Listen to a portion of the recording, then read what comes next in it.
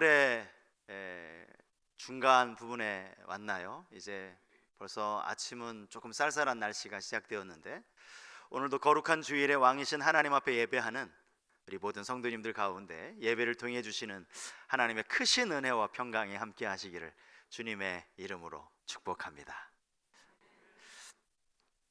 지난 주일에는요, 하나님께서 학개 선지자를 통해서 유다 백성들에게 하신 첫 번째 설교 말씀이었죠. 너희의 행위를 살피라 라는 이 제목을 가지고 함께 하나님의 말씀을 상고해 보았습니다. 이 설교의 결과에 대해서 제가 지난주에는 말씀을 안 드렸는데, 그 뒤에 보시면 이 설교가 끝나고 나서 이스라엘 백성들이 16년 만에 성전 재건 공사를 시작했다라고 성경이 기록하고 있습니다. 학개서 1장 15절 말씀을 보시면 그때가 언제였는지를 이렇게 기록하고 있는데요, 그때는 다리오 왕체 2년 여섯째 달 24일이었더라. 학개가 이스라엘 백성들에게 첫 번째 설교를 한 날짜가 6월 1일이었으니까 그때로부터 이제 24일 만에 성전 공사를 착수하게 되었다라는 것이죠. 여기서 말하는 이 24일이라는 기간에 대해서 대부분의 학자들은 이 기간은 상당히 짧은 기간이었을 것이다, 이렇게 이야기를 합니다. 왜냐하면 성전 공사를 하려면 사실은 거기에 필요한 목재들도 이제 준비해야 하고요, 또 각 분야마다 기술자들, 이 성전을 지을 만한 사람들을 모아야 했기 때문에 이 24일 안에 그들을 다 모으고 모든 준비가 완료되었다는 것은 이스라엘 백성들이 정말로 분주하게 움직인 것이다, 이렇게 이야기를 하는 겁니다. 분명한 것은요, 학개서 1장 14절 말씀에 기록된 바와 같이 여호와께서 백성들의 마음을 감동시키셨다는 거예요. 감동시키시니까 그에 따르는 결과로 백성들이 적극적으로 이 공사에 참여하게 되었다라는 것이죠. 오늘 우리가 읽은 학개서 2장 1절 말씀을 보시면 이제 본문에 기록된 말씀이 학개 선지자의 두 번째 설교라는 것을 우리가 금방 알 수 있는데요, 1절 말씀이 이렇게 기록되어져 있습니다. 일곱째 달 그 달 21일에 여호와의 말씀이 선지자 학개에게 임하니라 이르시되. 학개서는 총 2장으로 되어 있어요. 2장이 끝입니다. 이 2장 안에 총 4편의 설교가 나온다라고 제가 말씀을 드렸죠. 그런데 이 4편의 설교가 항상 이와 같은 방식으로 기록이 되어져 있습니다. 여호와의 말씀이 학개에게 임하니라 이르시되. 세 번째 설교, 네 번째 설교도 다 마찬가지입니다. 여러분, 여기에서 과연 설교가 무엇을 의미하는가라는 것을 우리가 생각해 볼 필요가 있어요. 설교가 무엇입니까? 먼저 여호와의 말씀이 선지자에게 임하는 것이죠. 너는 백성에게 말하여 이르라. 그렇게 하나님의 말씀이 임하면 그 임한 말씀을 백성들에게 그대로 전달하여 주는 것이 바로 설교라는 거예요. 선지자는 철저하게 하나님이 들려주시는 말씀을 대언하는 역할을 감당했을 뿐이라는 겁니다. 그러면 그들이 설교를 언제 했겠습니까? 하나님의 말씀이 임할 때 했습니다. 어떤 내용으로 설교를 했을까요? 당연하죠.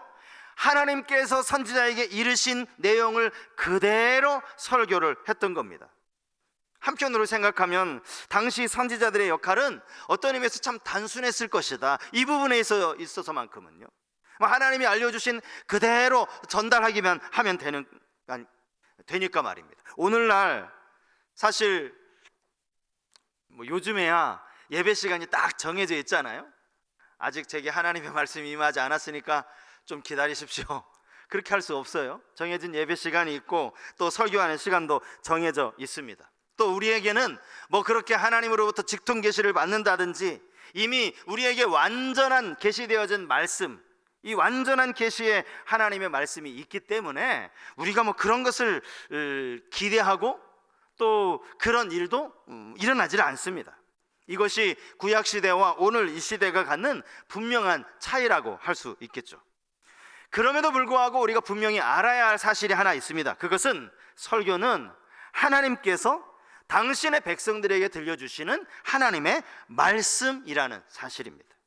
백성들이 이 사실을 깨닫고 그 하나님의 말씀이, 이게 선지자의 말이 아니고 설교자의 말이 아니라 하나님의 말씀임을 깨닫고 그 말씀에 순종했을 때 가장 먼저 누가 기뻐하셨을지 당연한 이야기죠. 그 말씀을 전하신 하나님이셨을 겁니다. 그리고 그와 동시에 그분의 말씀을 전달했던 그 선지자의 마음도 기뻤을 겁니다. 일곱째 달 21일, 두 번째로 여호와의 말씀이 선지자에게 임한 때는 성전 공사가 시작된 지 한 달이 아직 되지 않은 시점이었습니다. 이제 거의 막 한 달이 되어가는 그런 시점이라고 할 수 있겠죠. 이때는 절기상으로 초막절의 마지막 날이기도 했습니다. 이스라엘이 지켜야 할 3대 절기 가운데 초막절에 대한 설명이 레위기서 23장 34절에 나와 있는데요. 이스라엘 자손에게 말하여 이르라, 일곱째 달 15셋 날은 초막절이니 여호와를 위하여 이레 동안 지킬 것이라. 7월 15셋 날 15일부터 그날을 기준으로 해서 7일을 지키면 마지막 일곱째 날이 21일이 되는 거죠. 그죠? 이 초막절은 우리가 잘 아는 수장절이라고도 말하고 장막절이라고도 말하고 오늘 교회에서 지키는 추수감사절을 의미하는 것 아닙니까? 곡식을 다 추수하고 그것을 이제 창고에 모아들인 이후에 하나님 앞에 감사하며 드리는 절기, 이것이 바로 초막절이었어요. 이 말은 당시 이스라엘 백성들, 특별히 농사짓는 이들에게 있어서는 가장 1년 중 가장 바쁜 시기였다라는 것을 의미합니다. 그럼에도 불구하고 그들은 열심히 성전 짓는 일에 매진하고 있었다는 거예요. 이 말씀을 전하라고 명령하시는 대상은 첫 번째 설교 때와 비슷하라고 할 수 있습니다. 유다 총독 수룹바벨, 대제사장 여호수아, 그리고 남은 백성들이라고 성경이 말하고 있는데, 여기 이 남은 백성이라는 이 표현은요, 학개서 1장 14절에 한번 나온 바가 있습니다. 이 전후 문맥으로 생각해 본다면 이 남은 백성이라는 말은 성전 공사에 참여하고 있는 이스라엘 백성들을 가리키는 말이라고 할 수 있을 텐데요. 하나님께서 이제 두 번째 선지자를 부르셔서 유다 백성들에게 전하라 라고 하신 이 설교 말씀의 메시지는 아주 딱 간단하게 두 가지로 요약을 할 수 있습니다. 첫 번째 메시지는요, 너무나도 분명합니다. 왜냐하면 똑같은 말씀이 세 번씩이나 반복되고 있기 때문이죠. 보면 4절 말씀을 보시겠습니까? 그러나 여호와가 이르노라, 수룹바벨아 스스로 굳세게 할지어다. 여호사닥의 아들 대제사장 여호수아야 스스로 굳세게 할지어다. 여호와의 말이니라. 이 땅 모든 백성아 스스로 굳세게 하여 일할지어다. 내가 너희와 함께 하노라. 만군의 여호와의 말이니라. 첫 번째 메시지가 뭐예요? 스스로 굳세게 할지어다. 이게 첫 번째 메시지입니다. 우리는 여기에서 이 말씀이 구체적으로 무엇을 의미하는 것인지, 또 하나님께서 왜 이렇게 말씀하셨는지를 살펴볼 필요가 있습니다. 우리말로 스스로 굳세게 할지어다 라는 이 구절은요, 본문은 좀 긴데 히브리어 원어로 보면 단어 하나예요. 동사 하나입니다. 이 동사가 하자크라는 동사인데요, 아마 예전에도 제가 이 동사를 설명드린 적이 있어요. 용기를 내다, 강하게 하다, 이런 뜻을 가진 동사입니다. 하나님은 왜 이 똑같은 말씀, 용기를 내라, 강하게 하라, 이 말씀을 이렇게 세 번씩이나 반복하고 계시는 겁니까? 또 굳세게 하라라는 이 말씀 뒤에 이 말이 여호와의 말이다라는 이 말도 두 번씩이나 반복하고 계세요. 왜 이렇게 하시는 겁니까? 그 이유는 간단합니다. 지금 백성들 가운데 용기를 잃고 낙심하여 있는 사람들이 있었기 때문이죠. 이 부분을 우리가 좀 더 구체적으로 살펴보겠는데요, 본문 3절 말씀을 우리 한번 같이 읽어보겠습니다. 자, 3절 말씀 자막을 보시면 우리 같이 한번 읽겠습니다. 너희 가운데에 남아있는 자 중에서 이 성전의 이전 영광을 본 자가 누구냐? 이제 이것이 너희에게 어떻게 보이느냐? 이것이 너희 눈에 보잘것없지 아니하냐. 여기에도 누구냐, 보이느냐, 이 3번 반복되는 질문이 기록되어져 있지 않습니까? 이 성전의 이전 영광을 본 자가 누구냐? 70년 바벨론 포로 생활을 보내고 지금 예루살렘으로 돌아와서 성전을 짓고 있는 사람들 중에는 그 옛날 솔로몬 시대에 지은 그 화려하고 웅장한 성전을 기억하는 사람들이 있었다라는 겁니다. 아마 이들이 아주 어렸을 때 예루살렘에 살았겠죠? 그래서 예루살렘 성전을 보았을 겁니다. 그리고 나서 유다가 망하는 가운데 이제 바벨론 포로로 끌려가서 70년을 보낸 겁니다. 그렇게 70년이 지나고 돌아온 이들 가운데 아직 살아있는 사람들은 대개 아마 80이 넘은 그런 나이 많은 노인들이었을 겁니다. 솔로몬이 지은 화려한 성전, 금은 보석으로 화려하고 웅장하게 지어진 그 성전이었기에 그들이 어린 시절 본 성전임에도 불구하고 그 성전에 대한 기억을 가지고 있었던 거예요. 그러다 보니까 지금 자기들이 손으로 짓고 있는 이 성전을 비교해 보니 이 성전이 너무나도 보잘것없어 보이는 거예요. 보잘것없어. 여기 나와 있는 이 보잘것없다라고 번역된 히브리어는요, 아무것도 아니다, 존재하지 않다, 이런 뜻을 가진 단어입니다.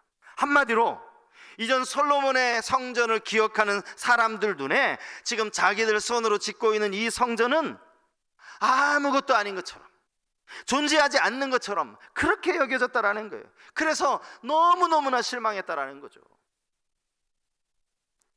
이 부분을 좀 더 자세하게 기록하고 있는 말씀이요, 에스라 3장 12절 말씀인데요, 에스라 3장 12절에 이렇게 말씀이 기록되어져 있어요. 배경이 같습니다. 제사장들과 레위 사람들과 나이 많은 족장들은 첫 성전을 보았으므로 이제 이 성전의 기초가 놓임을 보고 대성통곡하였으나 여러 사람은 기쁨으로 크게 함성을 지르니. 지금 성전의 기초를 놓고 있어요. 그런데 사람들의 반응이 둘로 바뀐 겁니다. 한쪽에서는 막 함성을 지르고 기뻐했다라는 거겠죠. 그런데 다른 한쪽에서는 통곡을 하는 거예요. 대성통곡을 하는 거예요. 이 대성통곡을 하는 사람이 누굽니까? 나이 많은 족장들이에요. 나이 많은 족장들. 성경에 나와 있죠. 첫 성전, 곧 솔로몬 성전을 보았던 사람들이라는 거예요. 이들은 지금 자신들이 짓고 있는 이 성전의 기초를 보고는 아유, 보잘것없네 라고 실망하는 정도가 아닙니다. 거기 앉아서 대성통곡을 하고 있더라는 거예요. 하나님은 지금 이러한 배경을 가지고 이 말씀을 학개 선지자를 통해서 백성들에게 이야기하고 계시는 거예요. 지금 왜 하나님이 3번씩이나 굳세게 하라, 굳세게 하라 이렇게 말씀하시는지 여러분 그 이유를 좀 아시겠습니까? 왜 통곡하지 말고, 왜 낙심하지 말라고 그렇게 말씀하시는지, 지금 성전을 지금 상태에서 중단할 것이 아니라고 용기를 내어서 일어나고 말씀하시는 그 이유 말입니다. 여러분, 저는 이 말씀을 단순히 하나님이 주시는 위로의 말씀이라고 생각하지 않습니다. 누군가 우리가 위로한다, 이 위로라는 말 속에는요, 그 사람의 마음을 공감한다고 하는 의미도 담겨 있지만 그 사람이 겪는 아픔, 그 사람이 겪는 실패, 그것을 인정한다는 그런 의미도 담고 있기 때문입니다. 하나님은요, 그들 스스로 이 성전이 보잘것없다라고 여기는 이 일에 대해서 결코 동의하지 않으신다라는 사실입니다. 그 이유가 뭡니까? 본문 9절 말씀에 보니까 이 성전의 나중 영광이 이전 영광보다 크리라.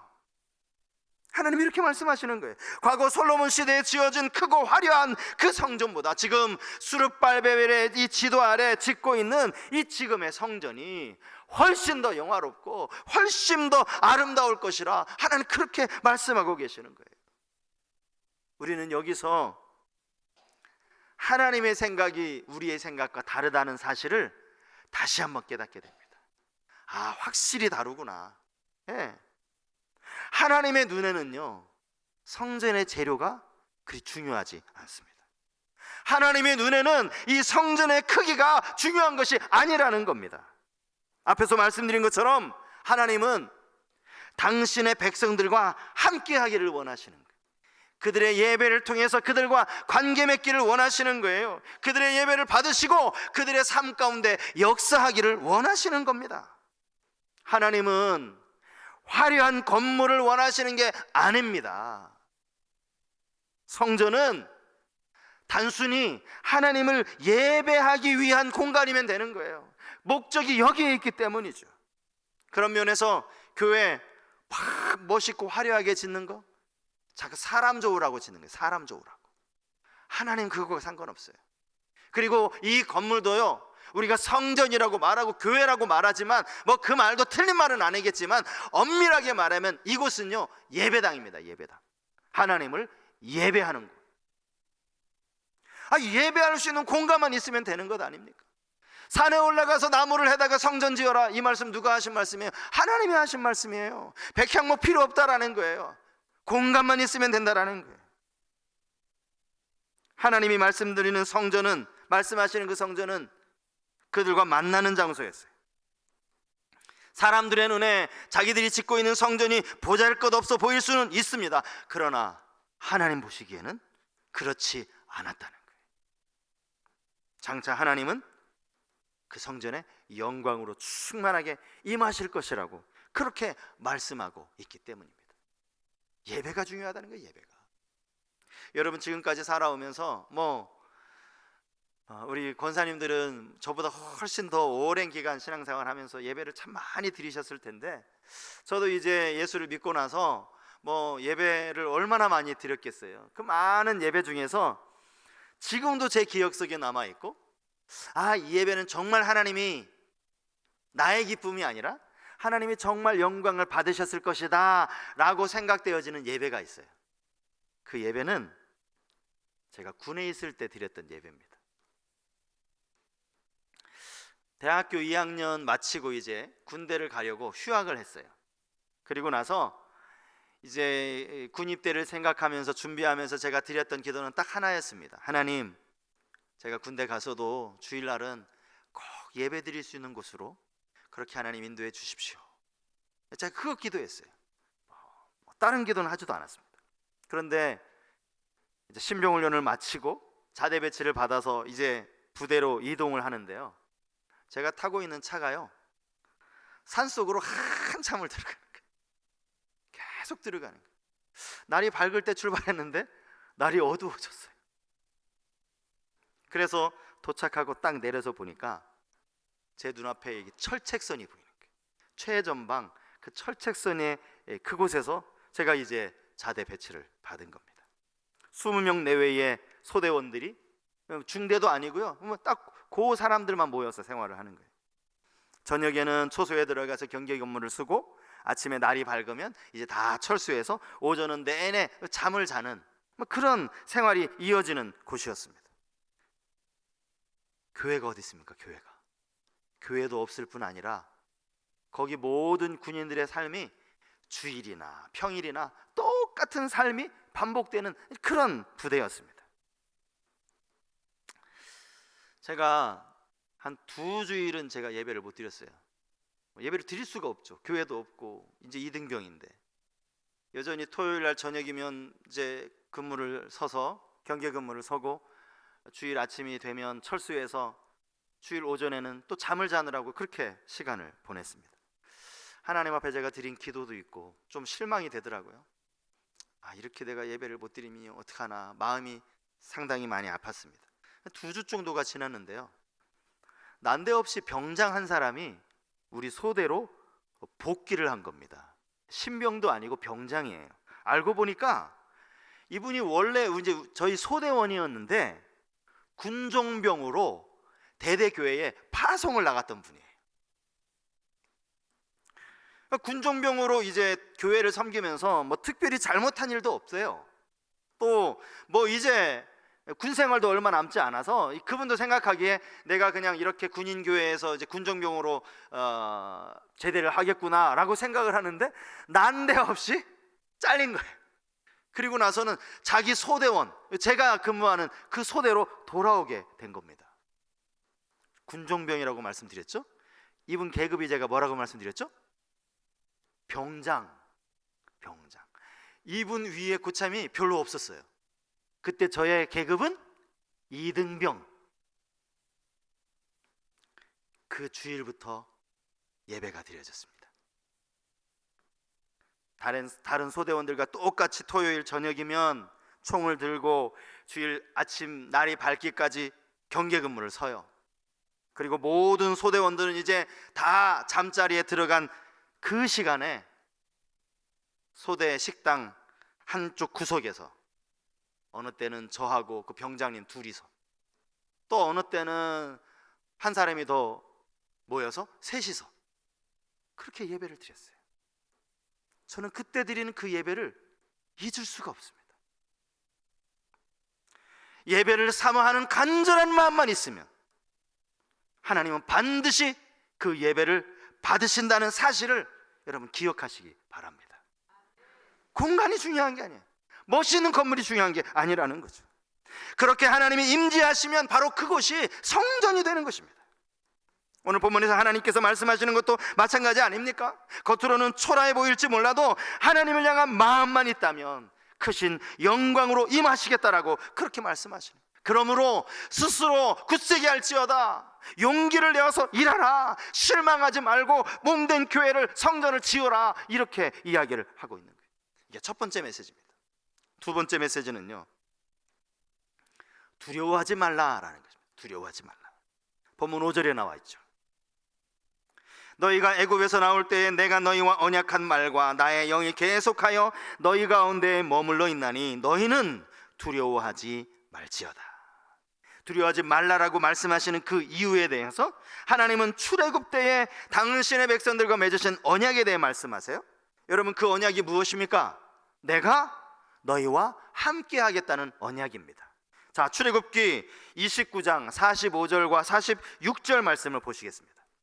내가 이스라엘 자손 중에 거하여 그들의 하나님이 되리니 그들은 내가 그들의 하나님 여호와로서 그들 중에 거하려고 그들을 애굽 땅에서 인도하여 낸 줄을 알리라. 나는 그들의 하나님 여호와니라. 그들 중에 거하시겠다라는 말이 두 번 반복되지 않았습니까? 또 오늘 본문에서 말하고 있는 나의 영, 이 나의 영은 당연히 하나님의 영, 성령 하나님을 의미하는 겁니다. 여기 본문에 정말 중요한 동사가 하나 있는데 그게 뭐냐면 머물러 있나니 라는 동사예요. 머물러 있나니, 머물러 있다. 이 동사가 왜 중요한가 하면 이 동사가 분사형으로 사용되어 있기 때문입니다. 분사형. 이 말을 한마디로 말씀드리면 이겁니다. 과거로부터 시작해서 현재에 이르기까지, 현재뿐만 아니라 미래에 이를 때까지 한 번도 중단된 적이 없이 계속되어지는 상태, 이게 분사형이라는 게 분사형. 하나님의 영이 이스라엘 백성들과 예전부터도 함께 하셨을 뿐만 아니라 지금 포로 생활에 돌아와서 성전을 짓고 있는 지금도 함께 하실 뿐만 아니라 앞으로도 영원히 머물러 있을 것이다. 이 얼마나 중요한 표현입니까? 내가 너와 함께 한다. 이 말씀만큼 든든한 말씀이 어디 있느냐고요. 우리가 가끔 요즘 코로나 시대에 이런 말 자주 쓰잖아요. 걱정하지 마, 잘 될 거야. 아니, 잘 되겠지. 사실요, 이 말만큼 밑도 끝도 없는 말이 없어요. 그죠? 무슨 근거로 지금 잘 될 거라고 얘기하는 겁니까? 듣기에는 뭐 그냥 기분 좋은 말일 수는 있을지 몰라도 가만히 생각해 보면 이게 진짜 허무한 말이에요. 무의미한 말입니다. 그에 비하면 전능하신 하나님이 함께 하신다는 말씀, 이것만큼 확실한 보증이 어디 있어요? 내가 너와 함께 할게. 이것만큼 확실한 보증이 어디 있냐고요. 하나님께서 여호수아에게 말씀하시기를 강하고 담대하라고 말씀하시죠. 두려워하지 말고 놀라지 말라라고 말씀을 하십니다. 그 근거가 어디에 있는 겁니까? 내가 어디로 가든지 내 하나님 여호와가 너와 함께 하느니라. 함께 하심에 있는 거죠. 때로 사망의 음침한 골짜기로 다닐지라도 해를 두려워하지 않을 수 있는 분명한 이유가 어디에 있다고요? 주께서 나와 함께 하심이라. 함께 하심에 있는 겁니다. 이사야 선지자를 통해서 두려워하지 말라라고 말씀하신 하나님은 바로 이어서 그 이유에 대해서 말씀하세요. 내가 너와 함께함이라. 함께함이라. 두려워하는 마음은요, 하나님이 주신 마음이 아닙니다. 그러므로 그 마음이 우리에게 찾아올 수는 있어요. 그러나 그 마음이 우리 안에 계속 머무르도록 해서는 안 됩니다. 오늘 이런 말씀을 통해서 나사렛 예수의 이름으로 그것을 몰아내야 할 줄 믿습니다. 두려워하지 말라. 학계 선자의 설교 속에는요, 예수 그리스도에 대해 예표한다라고 말하는, 소위 우리가 이 구속사적인 설교라고 말하는 그 내용들이 담겨 있어요. 구약이지만 구약 안에 신약, 예수님 메시아의 모습이 예표가 되어 있다는 거예요. 그게 뭐냐면 오늘 본문 6절과 7절 말씀입니다. 만군의 여호와가 이같이 말하노라. 조금 있으면 내가 하늘과 땅과 바다와 육지를 진동시킬 것이요, 또한 모든 나라를 진동시킬 것이며 모든 나라의 보배가 이르리니 내가 이 성전의 영광이 충만하게 하리라. 만군의 여호와의 말이니라. 여기에서 하늘과 땅과 바다와 육지를 진동시킬 것이라는 이 말씀의 의미가 뭐냐는 거예요. 이 말씀의 의미를 모든 대부분의 성경학자들은 이것은 예수 그리스도를 통해서 선포하실 그 복음의 능력으로 말미암아 모든 민족들이 회개하고 하나님 앞에 돌아올 때 일어나는 구원의 역사일 것이다, 그렇게 주장을 하는 거예요. 뿐만 아니라 여기 모든 나라의 보배, 모든 나라의 보배, 여러분들 가진 성경에 보배라는 이 단어 앞에 가로 열고 일이라는 글자가 적혀 있는 성경 가지고 계십니까? 거기 보면 사모하는 것이라고 되어 있어요. 여러분, 우리 모두가 사모하는 분이 누굽니까? 예수 그리스도죠. 우리 모두의 보배가 바로 예수 그리스도라는 겁니다. 본문에 나오는 보잘것없어 보이는 이 성전 또한 1차적으로는 수룹바벨이 짓고 있는 이 성전이면서 동시에 성전 되신 예수 그리스도를 의미한다라고 할 수 있어요. 여러분, 예수님의 모습이 이사야 선지자가 말씀한 것처럼 풍채도 없고 흠모할 만한 것이 없다, 보잘것없다라고 그렇게 말하고 있지 않습니까? 요한복음에 보면 예수님이 성전을 가리켜서 이 성전을 헐라라고 말씀하시는 장면이 나와요. 그리고 나서 내가 사흘 만에 일으키리라. 유대인들은요, 이 말이 무슨 말인지 이해하지 못했습니다. 그리고 나서 예수님을 막 조롱하고 비난했죠. 아니, 이 성전이 무슨 성전인 줄 알고 네가 이거를 3일 만에 다시 짓겠다고? 그러나 요한은 예수님의 말씀이 무슨 뜻인지 알았어요.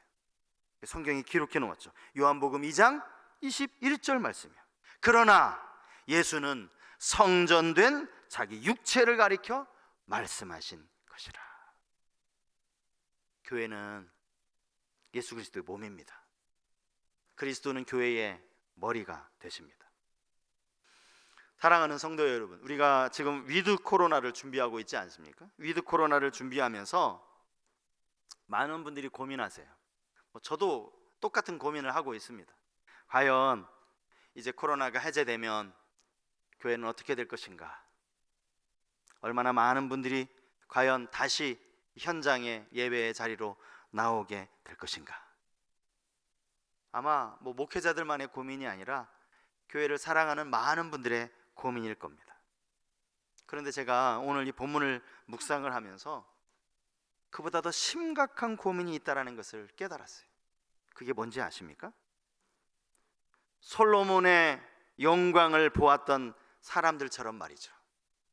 코로나 이전의 교회의 모습을 떠올리면서 낙심하는 거예요. 낙심하는 거예요.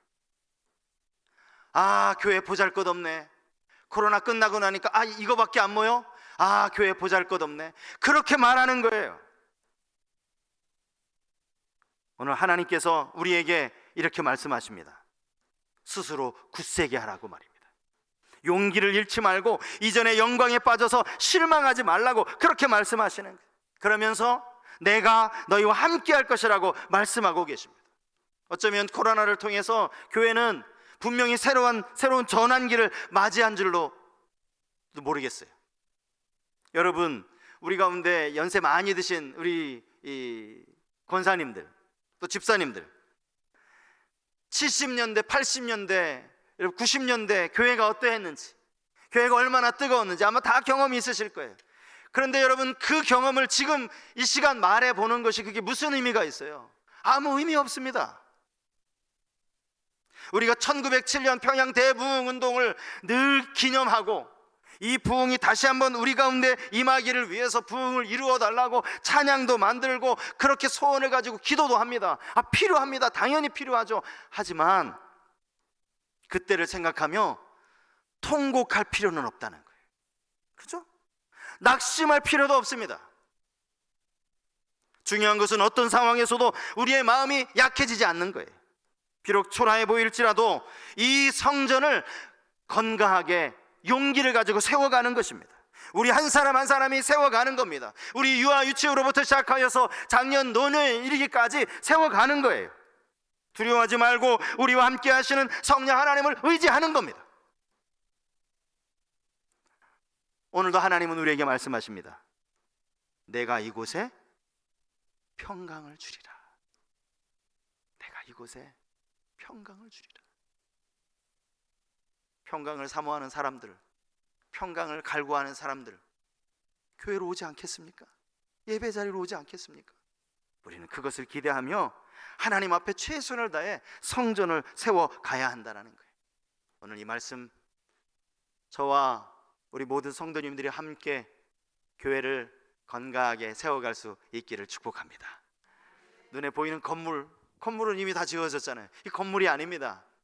우리의 예배가, 우리의 소그룹이 다시 건강하게 세워지도록 그 일에 힘을 내고 스스로 굳세게 하고 두려워하지 않는 우리 모든 성도님들 되실 수 있기를 주님의 이름으로 축복합니다.